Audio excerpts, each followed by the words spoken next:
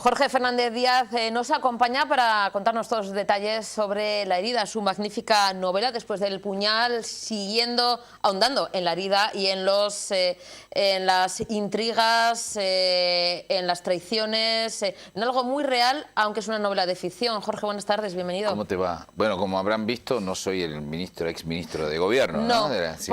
Es cierto. Yo varias veces dije, no.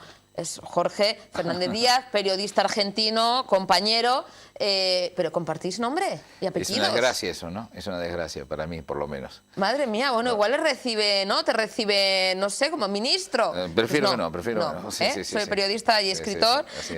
Jorge, El puñal fue la anterior novela que está unida a La herida, pero se pueden leer de manera independiente. Absolutamente. Comparten muchas cosas, pero también se diferencian en muchas otras. Así es. Es el mismo personaje, Remil, un agente de inteligencia que trabaja en la zona oscura de la política, en el lado negro, en la mafia sobre la mafia política, un agente de inteligencia verdadero, no como esos que vemos en las películas con drones, con explosiones y chicas, sino alguien que trabaja en ese mundo de las extorsiones, de ese mundo gris. Me dicen que aquí en España hay varios Remiles, algunos han ido presos incluso. Es un héroe del siglo XXI donde no hay una guerra de buenos contra malos, sino malos contra peores. Y donde este es un héroe infame, querible a la vez. Ese es el gran desafío siempre literario. Un héroe mundano, con sus defectos, alguna que otra virtud, pero también muchos defectos, ¿no, Jorge? Muchos defectos y le he cargado algunas cosas emocionales mías, especialmente en esta novela. En la novela anterior le había cargado, bueno, la obsesión, la desesperación amorosa. ¿Quién no ha tenido una desesperación amorosa, una obsesión, ha tratado de agarrar a alguien y ese alguien se le resbalaba? Eso le pasaba a Remil en El puñal, con una abogada española que iba a Buenos Aires a crear un holding transportador de cocaína, ni más ni menos, ¿no? Y en este caso Remil, tiene un conflicto que a mí me pasó cuando era chico, si querés te lo cuento, ¿no? Sí. Mira, cuando tenía 15 años, mi padre, asturiano, nacido en Luarca, era camarero de bar y descubre que yo quería ser escritor e inmediatamente piensa que yo lo que quería era ser vago. Vinculó rápidamente la literatura con la vagancia y me dio por perdido. Y fue un episodio serio. Cuando te digo serio, duró 8 o 9 años, donde no podíamos hablarnos, no podíamos comunicarnos. Él me profetizaba la ruina absoluta y estaba muy dolorido y no quería casi hablar conmigo. Hablábamos de fútbol y nada más. Yo a los 25 años era ya cronista de sucesos y hacía El cadáver de cada día y todas esas cosas de las que he aprendido mucho. Y escribía una novela por entregas, una novela negra, para tratar una vez más, como hago con estas novelas, de contar con la literatura de ficción lo que no puedo contar como periodista, lo que sé. Esa delgada línea entre realidad, ficción, pero que a través de esta novela cuentas cosas muy reales, ¿no? Pero sí, mejor que sea con la ficción, porque como periodistas hay cosas que está mal visto que contemos, ¿no? Vos sos del oficio y sabés perfectamente que los periodistas podemos publicar el 20-30% de lo que sabemos, porque lo demás no lo podemos probar y entonces no se puede publicar. Sin embargo, conocemos mucho y alguien como yo que estuvo 30 años en las trincheras de la política, en las trincheras del periodismo político, ¿no? Y del periodismo de sucesos, sabe mucho. En aquel entonces yo estaba haciendo una novela negra por entregas en un diario popular y de repente había una escena, terminaba todo como un folletín, ¿no? Era muy leído, muy seguido. Y había un periodista que llevaba un bolso con dinero para pagar un rescate, lo deja un segundo y se lo roba un chico de la calle, un pibe, como decimos nosotros, ¿no? Y terminaba dramáticamente así. Suena el teléfono en la redacción, en esa vieja redacción, y yo tenía 25 años, atiendo y era mi padre. Y dije, ¿qué pasó, papá? ¿Qué pasó? Casi no podíamos hablar. Y de repente me llamaba por teléfono, una emergencia. Y él me dijo, solamente te llamo para preguntarte algo. ¿Va a recuperar el dinero? ¿No? Y a mí me saltaron las lágrimas y traté de que él no se diera cuenta. Y le dije, ¿por qué quieres saberlo? Me dijo, porque aquí todos los parroquianos están leyendo esto y me piden que yo les anticipe lo que va a pasar mañana. Y yo les dije, sí, papá, va a recuperar el dinero. ¿Estás seguro? Sí, gracias. Y cortó. Y yo me fui al baño a llorar, no quedaba bien llorar con esos hombres duros con los que yo trabajaba. Y la literatura que nos había distanciado con el viejo asturiano nos volvió a unir. Este conflicto de cuando tu padre te da por perdido es para mí la herida fundamental. Yo tengo la teoría, y un personaje lo dice, que todos llevamos, todos, vos, yo, los que nos están mirando en este momento, tenemos una herida fundamental. En general en la infancia, en la adolescencia, puede ser algo grave o no grave, pero es significativo. Pero que nos marca, ¿no? Nos marca y con la que luchamos fantasmalmente, a veces consciente y a veces inconscientemente. A veces no descubrimos nunca en la vida cuál es la herida, pero ahí está. Que nos define un poco también, ¿o que nos define. A mí me convirtió en un trabajador adicto, ¿no? Tratando de refutar la profecía negra de mi padre, ¿no? Y yo trasladé este problema emocional al jefe de inteligencia, que es el padre simbólico de Remil, este agente de inteligencia también. Remil comete algunos errores en esta novela y lo da por perdido el jefe, ¿no? Y él tratará durante toda la novela de demostrarle a él y demostrarse a sí mismo de que no está perdido, verdaderamente, ¿no? Sobre todo con algo que empieza en el Vaticano. Sabes que los argentinos ahora tenemos una relación con el Vaticano muy directa. Muy directa con el jefe. Y muy inquietante. El Papa. Y muy inquietante, ¿no? Porque el Papa creo que por las tardes se dedica a cosas de la Argentina, políticas, ¿no? Tiene una vocación política tremenda. Yo creo que siempre soñó, no soñaba con ser Bergoglio, no soñaba con ser Papa, pero soñaba con ser Perón, digamos, ¿no? Y sigue teniendo esa vocación.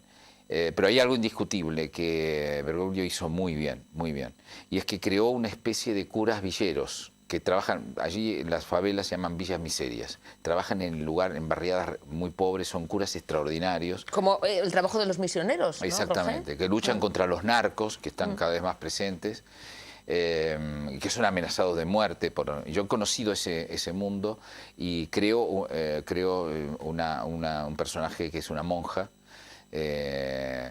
está creada a imagen y semejanza de ellos, y Remil y su jefe de inteligencia son llamados al Vaticano por un amigo del Papa que trabaja ahí, que quiere hacer un favor al Papa Francisco, y es encontrar a una monja que ha desaparecido. Una de ellas ha desaparecido, su familia no sabe dónde está, sus amigos, el barrio, con una pequeña esquela que dice: la fe también se agota. No se sabe si ella se defeccionó, si desapareció, si la mataron, y esa búsqueda se convertirá en una verdadera cacería, ¿no? Esta es una novela de intriga, de aventuras.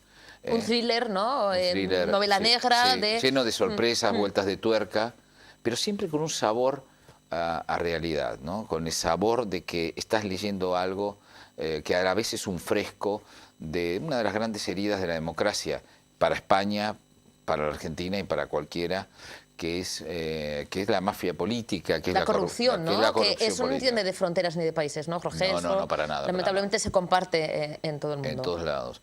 Remil es un primo hermano de Falcó, porque hemos sido amigos durante 25 años con Arturo, y se ha dado que él me ha influido a mí durante muchos años y que ahora yo lo influyo a él, ahora de viejo, y ayer lo presentamos juntos en Madrid, y él ha dicho que Falcó se va a retirar en Buenos Aires de viejo, va a vivir en el Hotel Alvear, va a comer en La Biela, que son los lugares donde Arturo y yo hemos desarrollado nuestra amistad, allí y en Madrid, y se va a encontrar con los personajes de La herida. Eso es un juego de dos clases de espías muy distintos, porque el espía de él es alguien que va al pasado, ¿no? Va imaginariamente a la película Casablanca de Michael Curtis y cuenta con las armas de hoy lo que pasó allí. Y lo mío no, es tratar de contar lo que sé, lo que he vivido, y lo que sé que son fenómenos. Hay fenómenos de la política inquietantes, nuevos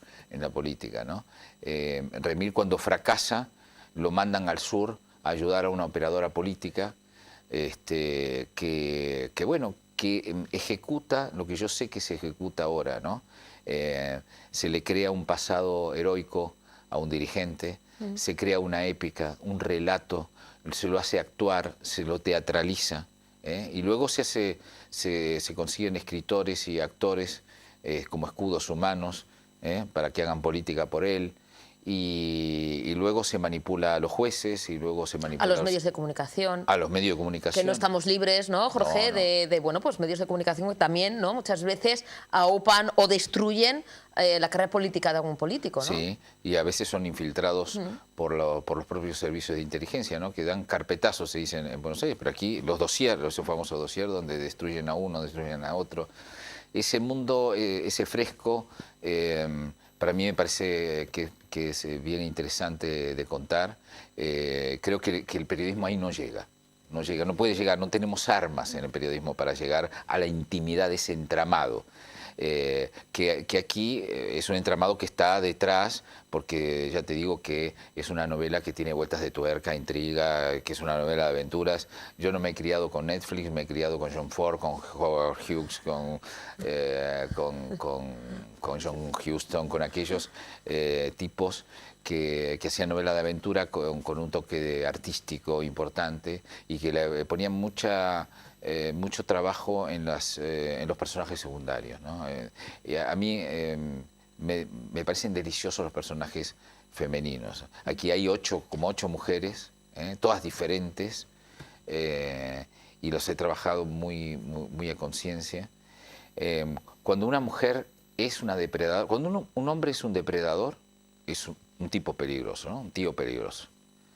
Ahora, cuando una mujer es una depredadora, es peligro, es muchísimo. Agárrate, ¿no? Claro, porque la mujer es mucho más inteligente, porque tiene inteligencia emocional, y cuando un tiburón tiene inteligencia emocional, además de tener esa vocación de morder, es tremenda, ¿no? Es tremenda. Y Remy trabaja para una de estos tiburones. Esta mujer depredadora también presente en ese abanico amplio de mujeres, como comentas, Jorge, que también son protagonistas, ¿no? Además de los escenarios, además del propio agente Remil, ¿no? Sí, empieza en Roma, en Nápoles, sigue en la Argentina, termina en Florencia, ocurre en varios sitios, pero sí, las mujeres son absolutamente centrales en esta historia, ¿no? Algunas virtuosas, ¿no?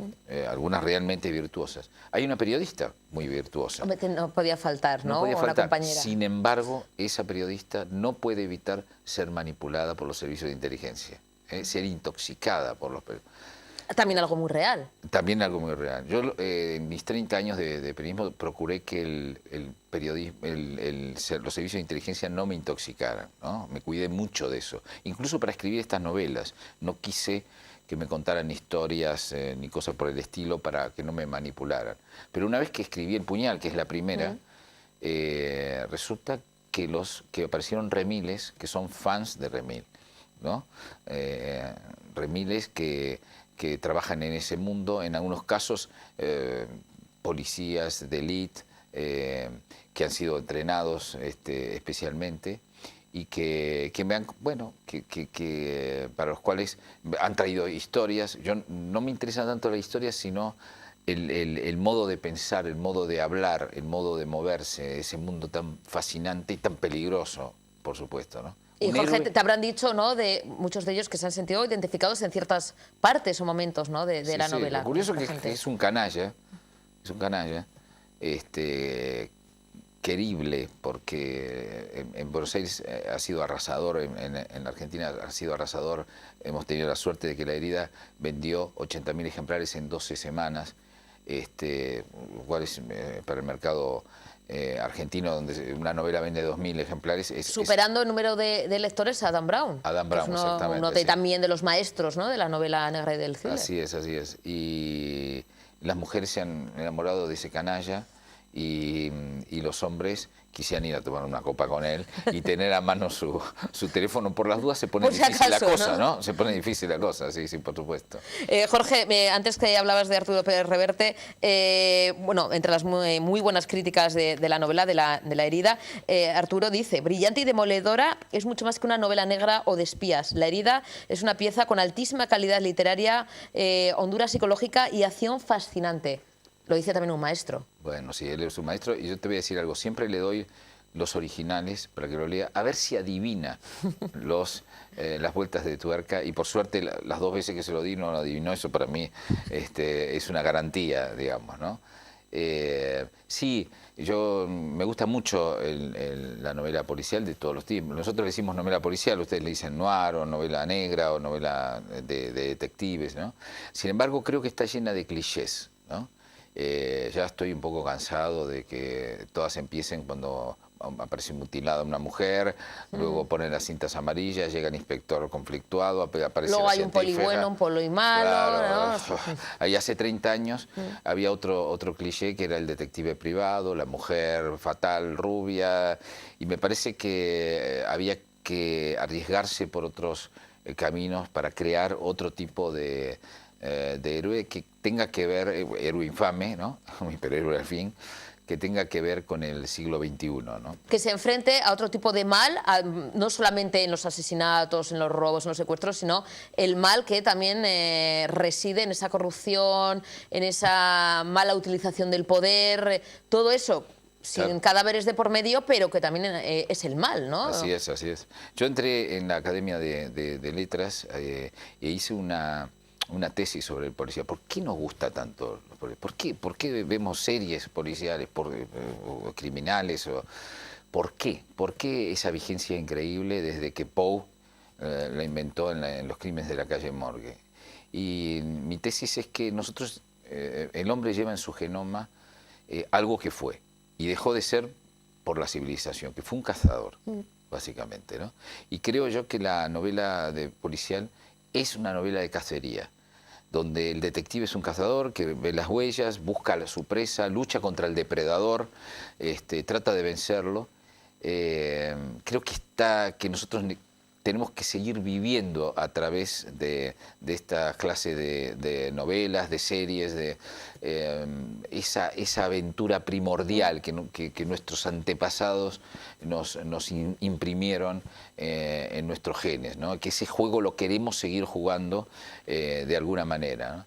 Pero es verdad que la novela policial es la gran novela sociológica del momento, porque ese cazador muchas veces atraviesa la jungla de asfalto, y esa jungla de asfalto es descrita de una manera sociológica. Creo que estas clases de novelas son las grandes novelas sociológicas y por lo tanto políticas del momento. Si uno quiere saber cómo está Grecia, cómo es la crisis de Grecia, lo único que tiene que hacer es leer las aventuras del comisario Jaritos de Márcaris, y así hay en cada sitio una radiografía, se podría decir, de la sociedad. Entonces, de alguna manera esta novela de cacería, esta novela de policial, es una novela profundamente periodística también, curiosamente, ¿no?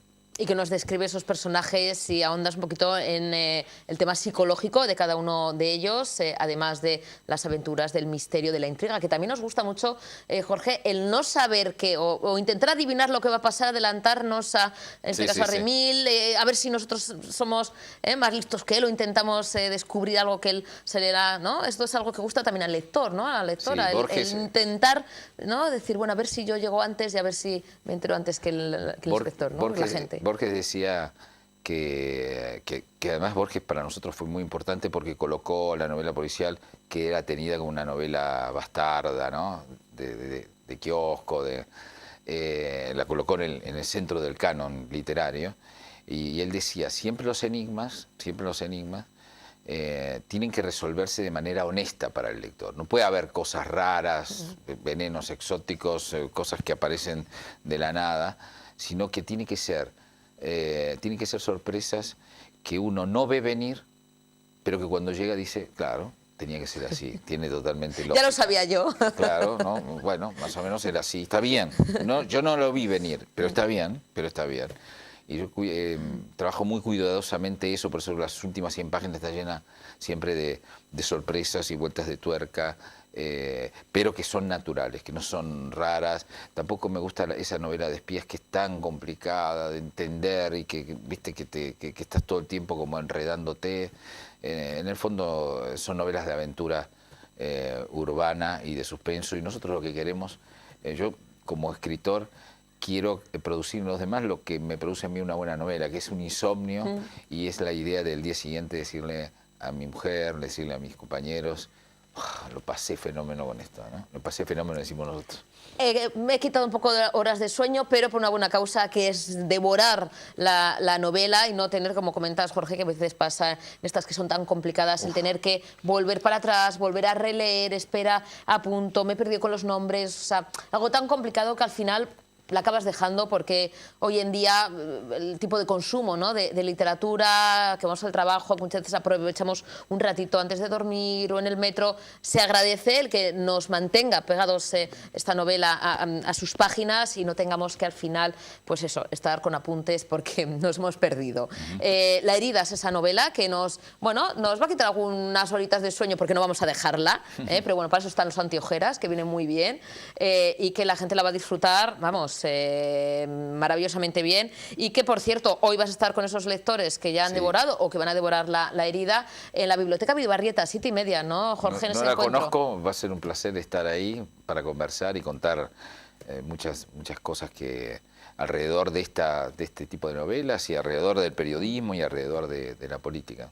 Bueno, contar lo que se pueda contar, ¿eh? No hay que hacer spoiler, ¿eh, Jorge? No. Sí. Que la tienen que leer, ¿eh? No vamos a desvelar el final. Jorge, ha sido un auténtico placer. Sé que tienes que marchar ya para estar con los lectores. Recordamos, hoy 7:30 en la Biblioteca Vidabarrieta de Bilbao. Lo dicho, espero verte dentro de un poquito, compañero, en la siguiente novela o cuando tú quieras, aunque sea para tomar un café. Muchísimas gracias por tu talento y delicadeza. Gracias, Jorge. Hacemos una pequeñísima pausa para la publicidad. Estamos en la segunda parte del programa. A la vuelta continuamos, en este caso también con literatura, pero cuentos infantiles. Se cierra el plazo para presentar esos trabajos dentro de las jornadas de Ocharcoaga. El concurso de cuentos infantiles el 31 de enero. Tienen que presentar ya los trabajos. A la vuelta damos la bienvenida a José Serna, que nos cuenta todos los detalles. Un segundo.